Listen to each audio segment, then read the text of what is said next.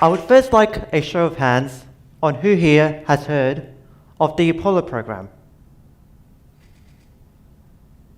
Well, right now, you'd probably be thinking about the missions that brought humanity to the moon and back. And of course, the awe, the bravery, the science that made it happen. It has been my dream to witness those moments.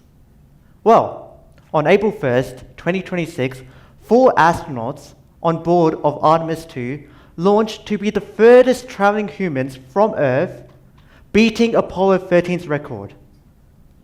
And it captured everything I wanted: the awe, the bravery, the science.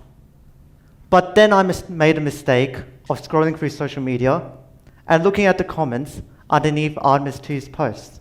And there would always be this one person who says something along the lines, "Why are we investing in space when we should be first fixing the problems on Earth?"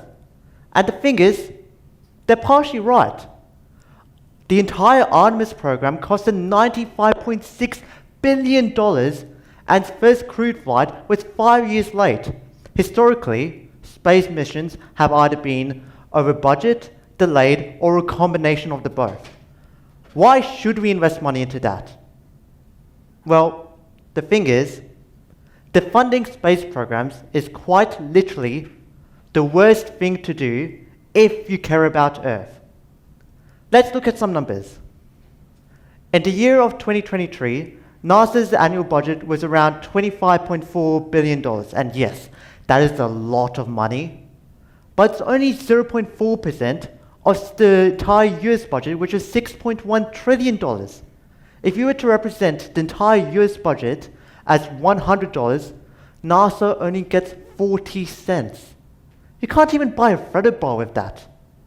And yet, in that year alone, NASA was able to generate $75.6 billion in economic output. Keep in mind, we aren't sending pallets of cash into space. Every dollar spent on these missions is spent here on Earth and put back into circulation, helping our economy. I know we have a lot of problems on Earth, but space exploration is already helping solve many of them. In 2022, Geoscience Australia, with the help of Sentinel satellites deployed by Europe, mapped floods in New South Wales and Queensland, telling emergency responses where exactly to go. Flood response, bushfire satellites, those types of things will be nigh impossible without continuously improving space exploration and space infrastructure. What about the comforts in life? For those of you who own a memory foam mattress, thank NASA. It was originally developed to help survival rates in high-speed air crashes. What about the phone in your pocket? The image sensor was first developed in NASA's Jet Propulsion Laboratory. And for my fellow specs wearers, you can now get rid of them thanks to LASIK. The laser eye technology in LASIK uses the same algorithms that NASA developed to help 2 spacecrafts dock with each other. Those are some of the only 2,000 plus applications that was built by or with NASA. Even GPS, how most of you got to this venue tonight, was developed through the space program. And besides all that, humanity has never moved forward by staying still.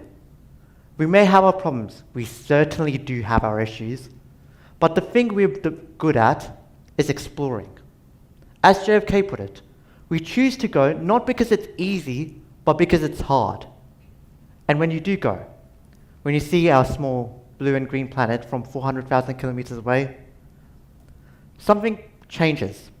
Race, religion, borders, politics, they don't disappear because they're unimportant. They disappear because you can finally feel what matters. In a sheep paddock in New South Wales sits the Parkes Radio Telescope, which beamed most of Apollo 11's moonwalk to the entire world.